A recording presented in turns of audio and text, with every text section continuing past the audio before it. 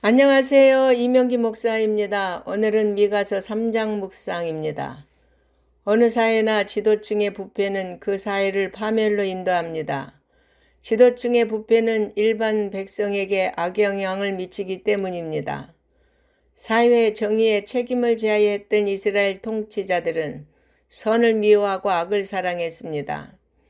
법을 남용해 강자의 이익을 대변하고 법의 보호가 필요한 약자에게 최소한의 권리마저도 빼앗았습니다. 그들은 짐승을 도살하는 사람이 가죽을 벗기고 한 점의 고기라도 더 건지기 위해 뼈에서 살을 알뜰히 발라내듯이 약자를 철저하게 약탈했습니다. 그러므로 하나님은 그들을 반드시 심판하실 것입니다. 그들이 부르짖을지라도 응답하지 않으시고 얼굴을 가리실 것입니다. 타락한 것은 선지자들도 마찬가지였습니다.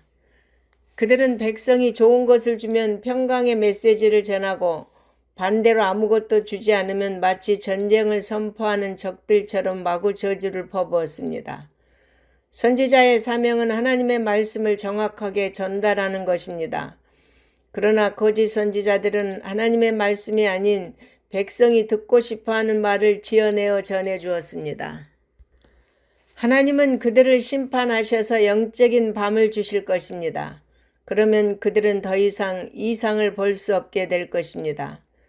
이처럼 돈을 받고 구원과 평안을 예언하는 자들이 그 예언의 능력을 박탈당하고 수치를 당하는 반면에 미가는 여호와의 영으로부터 능력과 정의와 용기를 받아 야곱의 허물과 이스라엘의 죄를 단호하게 고발하겠다고 말합니다.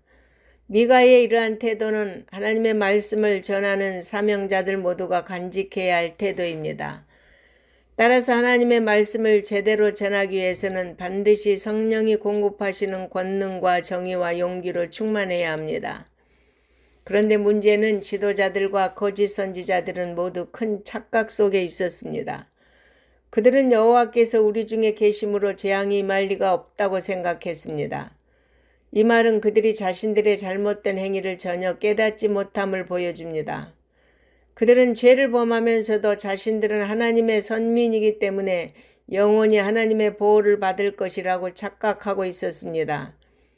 이렇게 지도자들이 총체적으로 타락했으니 나라가 멸망할 수밖에 없는 운명이었습니다. 이 선언은 히스기야 시대에 주어졌습니다. 당시 예루살렘은 아수르의 사네립에 의해 파괴될 위기에 직면해 있었습니다.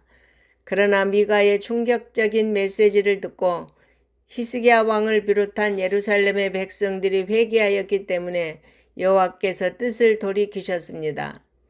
그러므로 선지자의 예언의 성공은 그 선지자의 심판의 경고를 듣고 돌이켜 회개함으로 하나님의 구원의 은총을 힘입는 것입니다. 요나의 심판 경고를 듣고 왕을 비롯해 모든 백성이 금식하며 회개함으로 니느웨에 대해 하나님께서 심판 계획을 처리한 사실이 증거하여 줍니다. 죄인이 하나님의 심판을 받아 멸망하는 것은 그가 죄를 짓고도 회개하지 않기 때문입니다.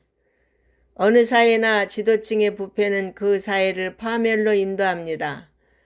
그러므로 우리는 이 땅의 지도자들이 하나님을 두려워하는 마음을 가질 수 있도록 간절히 기도해야 됩니다. 아멘.